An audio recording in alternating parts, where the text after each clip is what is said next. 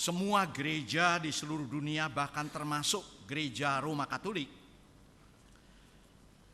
mencatat sebagai sejarah gereja bahwa bulan Oktober adalah bulan reformasi. Sekitar 10 hari yang lalu ada kejutan bahwa Paus Benediktus ke-16 secara publik membuat pernyataan sangat disayangkan bahwa gereja Katolik telah melakukan kesalahan. Martin Luther pada waktu mencanangkan 95 doktrinnya di pintu gereja Wittenberg, sebetulnya tidak mengendaki keluar dari gereja. Tetapi karena sikap gereja yang sudah mapan, tidak senang dengan suara yang berbeda, Martin Luther dikucilkan dan bahkan kepalanya diberi harga untuk ditangkap dan dibunuh. Pagi ini, sebagaimana Anda baca di dalam cover depan Warta Jemaat maupun ringkasan khotbah, sola gratia dalam perspektif Menonit. Saudara, kami menyesal karena istilah-istilah ini istilah asing semua. Sola gratia. Sola itu satu atau satu-satunya. Tunggal. Kita mengenal istilah penyanyi solo. Sola gratia, hanya oleh anugerah. Tetapi gereja reformasi itu banyak. Lutheran, Calvinis, Presbyterian, kalau di Indonesia HKBP, GKI, GPIB, gereja-gereja reform lainnya termasuk Metodis. Tetapi orang seringkali lupa bahwa gereja Mennonite adalah gereja reform. Lalu apa yang membedakan? Saya harus mundur beberapa abad. Kalau gerakan reformasi terjadi pada abad 16, 15, 17, puncaknya nanti tanggal 31 Oktober, sebetulnya gerakan reformasi sudah lama terjadi, bahkan di abad 4. Inilah yang orang lupa. Salah satu tokoh bapak gereja yang terkenal yaitu Santo Agustinus mempunyai latar belakang kehidupan yang jelek sekali. Dia pemabuk, dia main perempuan, dia penjudi, rusak betul. Walaupun orang tuanya orang Kristen. Tetapi rahmat Allah menangkap Agustinus yang nakal dan diubah, diciptakan ulang menjadi seorang yang suci. Dan yang mengakui dia seorang yang suci, seluruh gereja mengakui sehingga disebut Santo Agustinus. Dialah yang sepertinya pertama kali menggunakan istilah hanya anugerah. Tetapi di dalam hidupnya dia pernah mengungkapkan Ecclesia Reformata Semper Reformanda. Sekali lagi bahasa Latin, artinya gereja reformasi termasuk GKMI selalu harus mengadakan pembaharuan. Itu abad 4, saudara. Lalu bagaimana kita memahami sola gratia dalam perspektif teologia Anabaptis Mennonite? Gambarnya kali ini berubah ya, tidak seperti yang biasa. Untuk memahami kedalaman makna sola gratia, saya tidak bisa membiarkan kerangka yang lebih penting untuk kedalaman maknanya, yaitu sola scriptura. Jadi semata-mata anugerah itu hanya ditemukan di dalam sola scriptura, hanya di dalam Alkitab. Kalau sola gratia dipahami di luar pengajaran Alkitab yang utuh, pasti salah. Pasti salah, saya tanpa ragu mengatakan itu. Nah tentunya kalau bicara tentang sola scriptura, kita menemukan sola gratia tetapi juga sola fide, yaitu hanya iman. Saya tidak mau menghabiskan banyak waktu kepada Anda, tetapi marilah saya tidak akan mengulang apa yang sudah ditulis di dalam ringkasan khotbah ini, tetapi saya minta supaya kita betul-betul berpikir dengan jernih. Sampai hari ini termasuk gereja GKMI seringkali rancu. Sebetulnya yang benar itu yang mana toh Pak? Nah supaya kita mendarat dalam situasi yang konkret, saudara yang membaca koran, nonton TV, yang membuka internet, dikejutkan dengan bukan hanya koruptor-koruptor yang ternyata menggapai, menangkap tokoh-tokoh lingkaran atas. Ada apa? Yang sangat menyedihkan, bukan bermaksud saya menghina, Al-Quran dicetak dengan cara yang korup. Calon jemaah haji yang sampai menjual sawah, sapi, kerbau karena rindu menggenapi keyakinan mereka, ditipu. Ada yang berangkat membawa buku akad nikah baru beberapa. Ini timbul pertanyaan, itu apa itu? Lalu malah ada yang berangkat di kopernya ada satu kantong plastik berisi kerikil. Itu menimbulkan masalah semua. Ini ada apa ini? Yang celakanya beberapa terpaksa nggak bisa berangkat karena paspornya palsu. Saya mengatakan ini bukan mau menilai keyakinan orang lain. Tetapi yang saya mau katakan, dari hasil survei, peringkat semua partai agama anjlok. Marah mereka. Wah, kalau yang partai Islam aja anjlok padahal mayoritas, apalagi yang namanya partai Kristen. Ada apa? Masih dibutuhkankah agama? Beberapa waktu yang lalu ada seorang anak muda umur 30-an tahun, pegawai negeri di Padang. Dia menulis melalui internet, menyatakan diri dia seorang ateis. Ternyata yang nanggapi banyak di Indonesia, kelompok orang yang menirikan diri ateis, artinya tidak punya Allah, tidak percaya pada Allah, itu berkembang. Ada apa? Gongnya yang mau saya sampaikan kepada Anda, saya harap Anda mendengar dengan cermat, bukan saya yang menulis. Saya dikirimi seorang yang menulis begini. Ada lelucon, Pak Charles, di surga terjadi perdebatan sengit antara seorang yang tokoh agama fanatik setia, banyak berjasa, dengan seorang ateis. Ini internet ya. Di antara kedua orang itu terjadi perdebatan sengit karena ternyata yang diterima untuk masuk surga justru orang yang ateis. Nah ini kan kacau begini nih ya tuh. Ateis itu artinya nggak percaya pada Allah, tapi justru diterima di surga.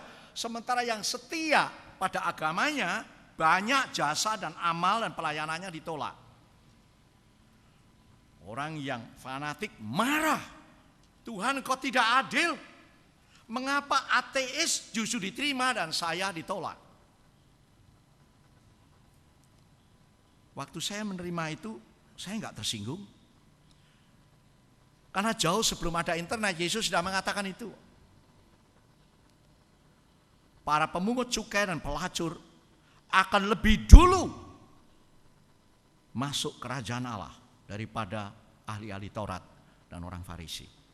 Ada apa? Dialognya begini. Yang fanatik protes kepada Allah, Allah itu demokrat betul. Allah tidak tersinggung waktu diprotes. Mengapa orang yang gak percaya kepada Tuhan diterima dan saya ditolak? Tuhan berkata, nak, saya itu gak habis ngerti sama kamu. Kamu aktif di gereja, kamu aktif pelayanan, kamu memberi kolekte, kamu banyak melayani. Tetapi kamu itu orang aneh. Sakit, gak mau periksa dokter. Gak mau beli obat. Karena kamu yakin semua penyakit kalau didoakan pasti sembuh.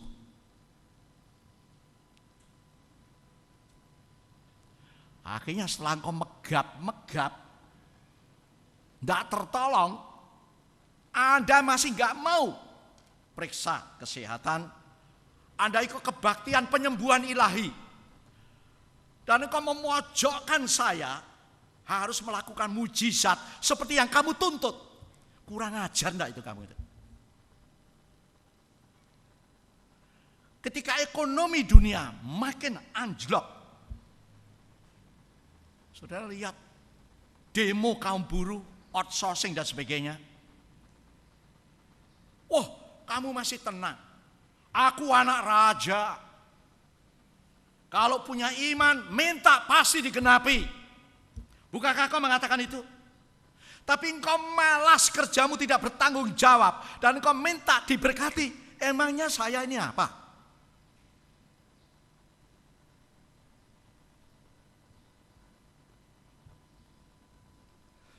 Ketika keamanan makin terancam, orang naik angkot diperkosa, rumah sudah dijaga ketat, ada gardu satpam, dialiri listrik. Anda enak aja, rumah ditinggal, katanya retreat mengatakan, ya Tuhan, jagailah malam yang gelap karena engkau tidak pernah tidur lelap. Emangnya saya centeng? Emangnya saya satpam?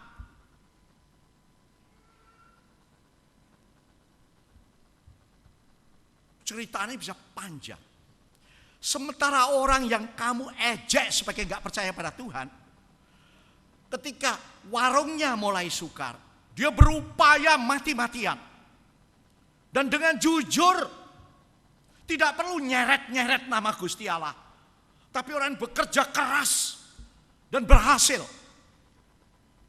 Waktu sakit, dia berupaya mencari obat.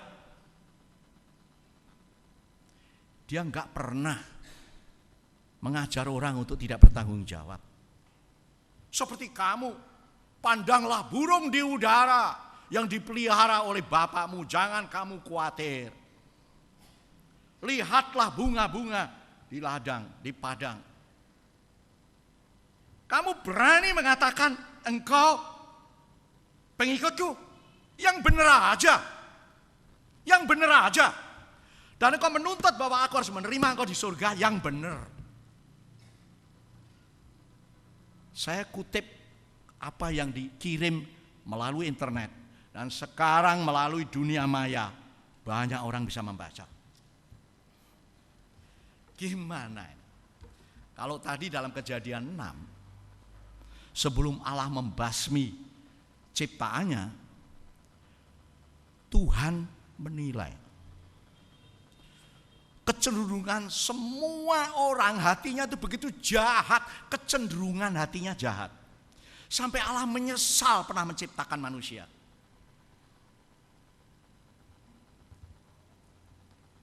Nah kalau terjadi masalah dengan Tuhan kejam amat, Tuhan gak mendengarkan doa, janji yang dikatakan di Alkitab gak dipenuhi, Tuhan macam apa itu? Salahkan Tuhan.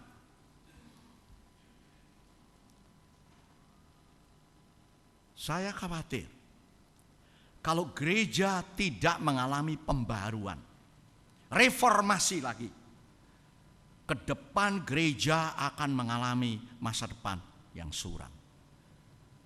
Gereja-gereja pada umumnya sekarang minta Pak khotbahnya makin pendek makin baik Pak. Saya ingin menyarankan kepada Anda, reformasi terjadi karena setelah berabad-abad gereja tenggelam di dalam kemapanan. Yang diurus adalah gedung gereja, saudara lihat itu. 1 Petrus di Rom. Wah, megah mewah. Pakaian hamba-hamba Tuhan, waduh, bukan hanya jas, bukan hanya toga, bukan hanya mahkota, bukan hanya stola, semua makin mewah. Orang Protestan juga, wah kalau khotbah harus pakai kalung, walaupun mungkin nggak emas sungguhan, sepuan, tapi kalungnya harus besar gitu ya. Untuk apa sih semua itu? Nah, saudara juga jangan kebablasan. Wah, setelah ini kalau reformasi harus dijalankan mulai sekarang pendeta nggak usah pakai toga. Bukan. Sampai kadang-kadang orang itu disesatkan dengan apa yang tidak pernah diajarkan di dalam Alkitab. Ada orang yang melayani perjamuan kudus. Kalau Anda percaya menerima roti ini, segala penyakitmu pasti sembuh. Amin. Di mana itu ada ajaran begitu, coba? Di mana? Tidak pernah kan?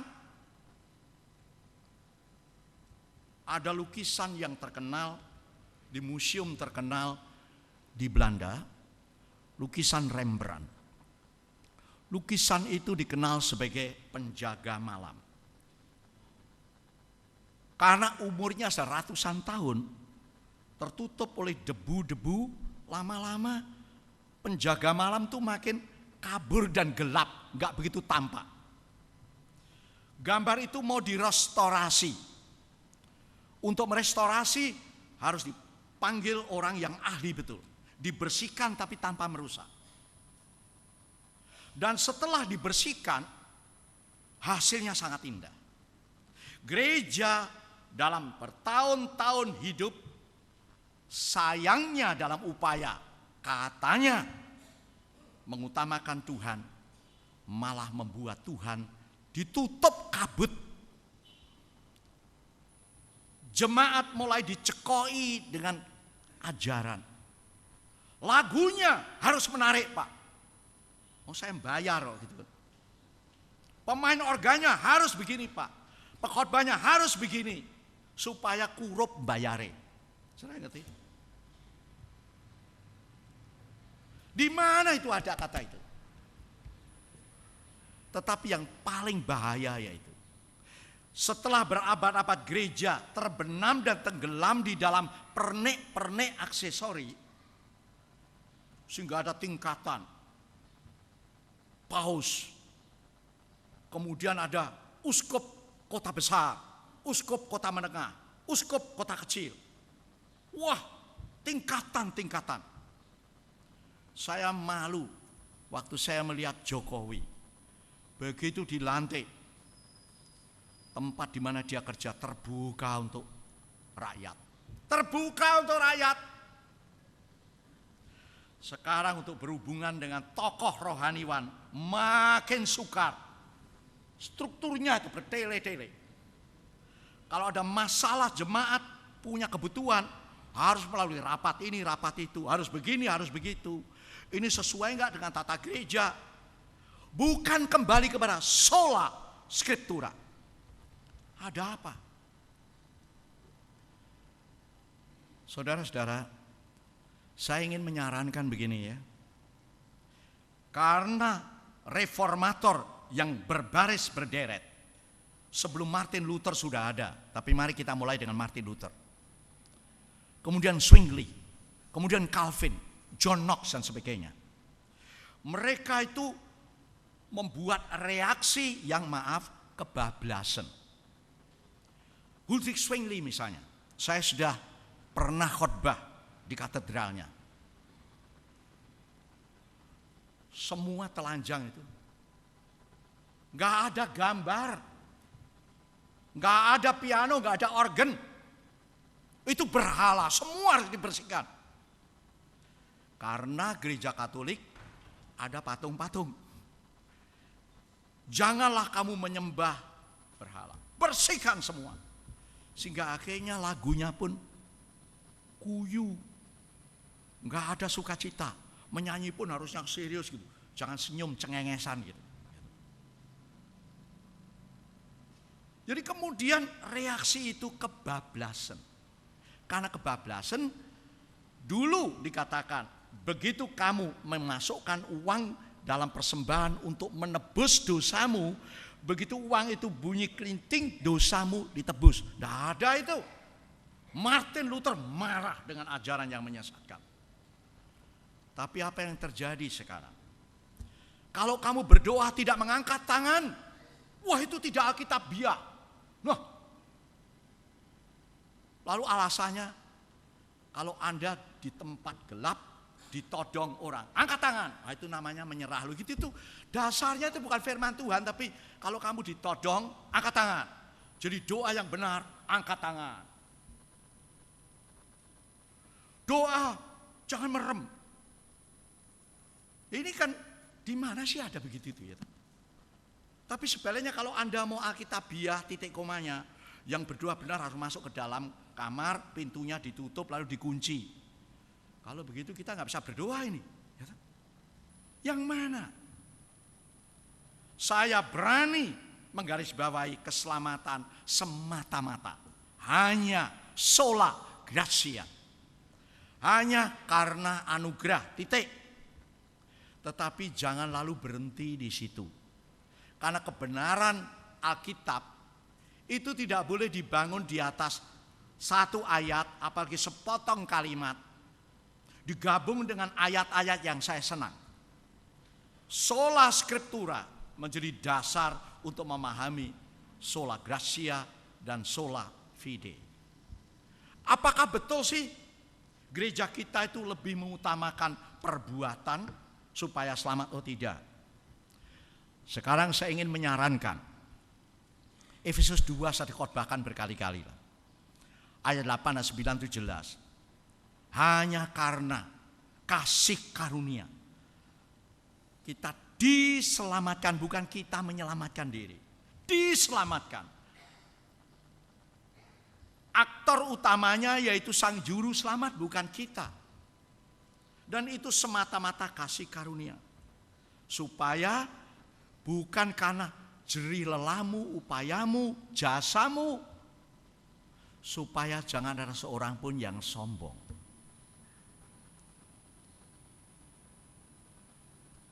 Ayat 10. Ada konsekuensinya. Jadi kita harus melakukan perbuatan-perbuatan yang baik. Bukan supaya selamat. Karena sudah selamat. Reaksi para reformator mengatakan, hanya dengan iman kita selamat, titik. Sehingga akhirnya bukan menghina, dalam sejarah sekarang diakui. Kalau Paulus saja mengakui tentang Martin Luther, para tokoh reformator akhirnya mengakui banyak hal yang ternyata benar, yang dihayati oleh para pendiri gerakan Anabaptis, harus membayar harga mahal. Dibunuh. Dan yang membunuh siapa? Gereja Katolik, Gereja Lutheran, Gereja Calvinis, Gereja Metodis, para penguasa. Ada apa? Ada apa? Bukan karena saya mau mengajar teologi Mennonite. Saya akan menekankan teologi biblikal. Boleh saya simpulkan bersama Anda? Kehidupan kekristenan bukan ups atau down. Bukan berhasil atau gagal. Walaupun dalam hidup itulah yang kita alami kan. Tapi kehidupan kekristenan sepertinya jangan dilihat dari ups atau downs. Tetapi in and out. Di mana Roh Kudus diberi kebebasan untuk berkarya ke dalam hidup kita. Dari kita dituntut kewajiban untuk mengeluarkan apa yang disebut dan diajarkan oleh Roh Kudus yang selalu menggunakan firman Tuhan.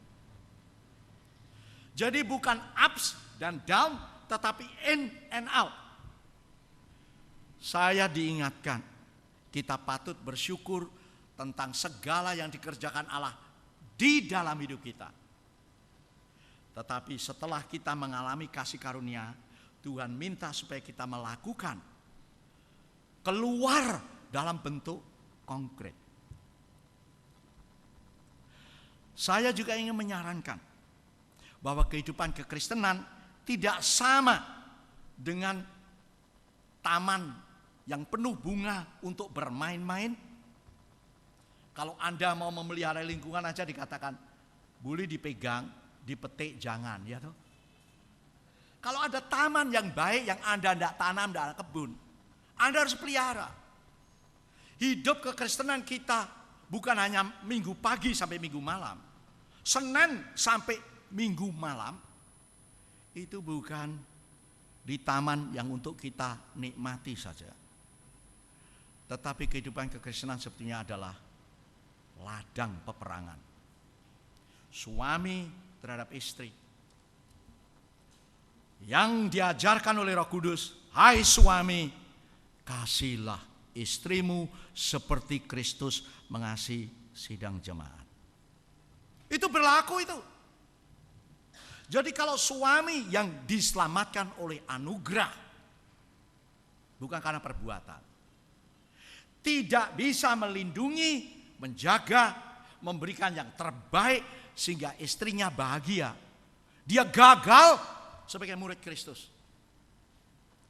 Dia diselamatkan oleh anugerah, tetapi dia tidak menunjukkan hasil pertobatan dan perbuatan.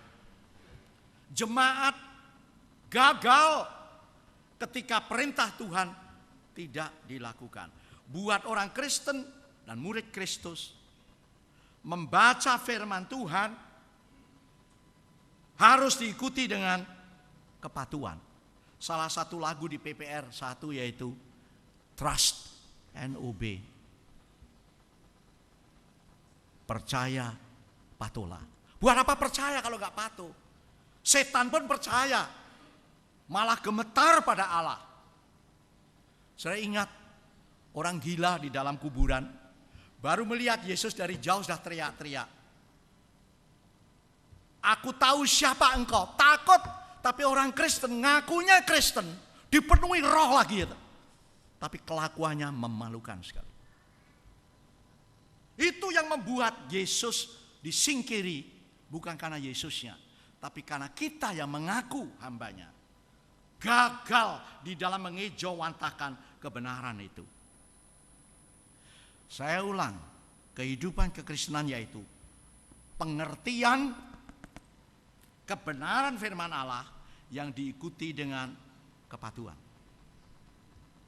Demikian juga suami yang harus menjaga, melindungi, memelihara, melayani istri. Diimbangi dengan peran istri yang menghormati dan menghargai suami. Kalau tidak ada itu, kacau semua.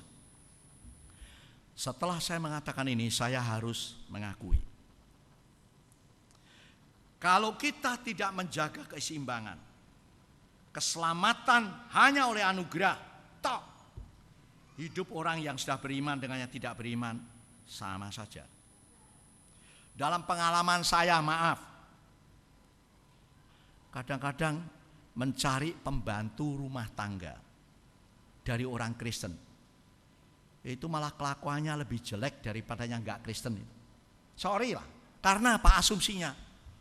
Pendeta karo pembantu podoai kita sama-sama anak Allah gitu kan.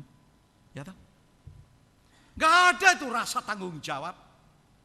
Padahal firman Tuhan mengatakan, hai hamba-hamba, berbuatlah bukan hanya seperti kepada manusia, tetapi kepada Kristus. Jangan sampai kita yang sudah Kristen diselamatkan, hidupnya seenaknya saja.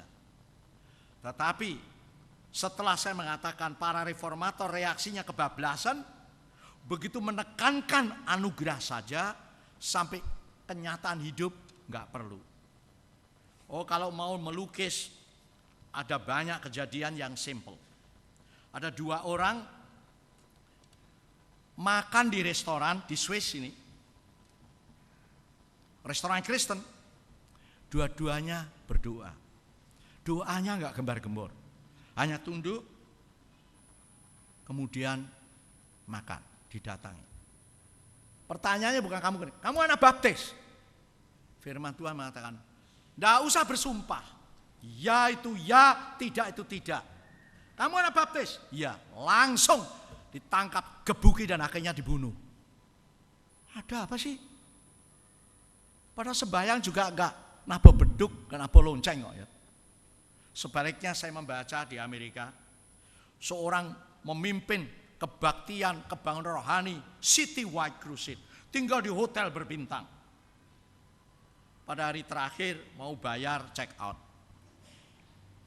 Dia kaget karena rekeningnya ditarik penuh. Padahal ada tulisan buat hamba Tuhan dikasih diskon 20%. Saya hamba Tuhan. Enggak percaya. Tunjukkan kartunya. Ini loh bukti. Enggak percaya. Kenapa enggak percaya? Saya artikan Anda kalau sarapan enggak pernah sembahyang. Saudara pikir orang di sekitar kita enggak lihat kita? Saya tidak bermaksud supaya saudara kebablasan. Naik kereta api malam, pesan nasi goreng dari restorasi. Pengumuman, saya akan berdoa. Tidak usah begitu, ya toh. Tidak usah begitu. Yesus malah mengatakan, kalau kamu berdoa, jangan berdiri di perempatan jalan. Jangan pamer sampai semua orang kagum. Nah inilah yang membingungkan kan. Di satu pihak kita harus mewujud nyatakan bahwa kita murid. Tapi kalau kita memberlakukan perintah Tuhan, jangan pamer. Ini kan sukar.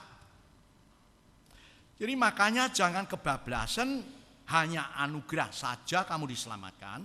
Lalu nggak perlu yang lain. Sebenarnya jangan mengutamakan perbuatan. Saya khawatir tidak sedikit orang yang mau jadi orang Kristen baik. Begitu prihatin berupaya untuk berbuat baik. Hidup suci. Tapi dengan kekuatan sendiri. Hawa nafsunya. Menonton wanita yang lebih muda dan ayu dari istrinya. Wah jantungnya. Pak.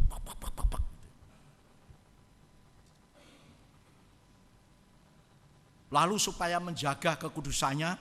Hawa nafsunya ditekan. Lalu pergi ke bukit doa. Sembayang. Saya katakan walaupun Anda di bukit doa. Ego Anda ikut, percaya enggak? Jadi kita memilih untuk hidup suci bukan karena menekan hawa nafsu dan hawa kedagingan. Kita berupaya untuk hidup suci karena kita sudah dilahirkan kembali dan kita memilih mengambil tekad untuk mengikut perintah Tuhan. Karena Tuhan berkata barang siapa mengasihi aku, dia harus melaksanakan segala perintahku. Gak bisa itu ditawar, gak bisa. Di tengah-tengah suasana yang makin kacau balau, di mana orang sukar dipercaya, pidatonya bagus, khotbahnya bagus, tapi kelakuannya buruk. Reformasi menjadi penting. Ecclesia reformata semper reformanda. Itu akan dikhotbahkan lain kali. Tetapi saya ingin mengajak kepada Anda, hati-hati. Kalau kita mau menghasilkan buah dengan kemampuan sendiri, kita akan wajahnya panjang, uring-uringan. Saudara ingat dalam Yohanes 15? Kalau kamu di luar aku, kamu tidak dapat berbuat apapun, apalagi menghasilkan buah. Jadi sebetulnya izinkan Yesus, izinkan Roh Kudusnya bertahta di dalam kehidupan kita. Izinkan kebenaran firman Tuhan menguasai hidup kita.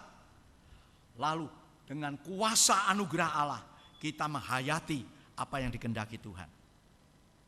Orang Kristen yang mau berupaya baik, berjasa, beramal karena kemampuan sendiri, akibatnya apa? Gampang frustrasi.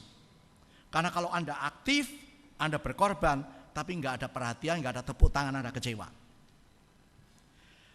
Tetapi kalau kita mengizinkan Roh memenuhi hidup kita, dan Roh seringkali mengingatkan kita kepada firman Tuhan, dan firman yang kita pahami dengan baik, akan dengan sendirinya menghasilkan yang baik.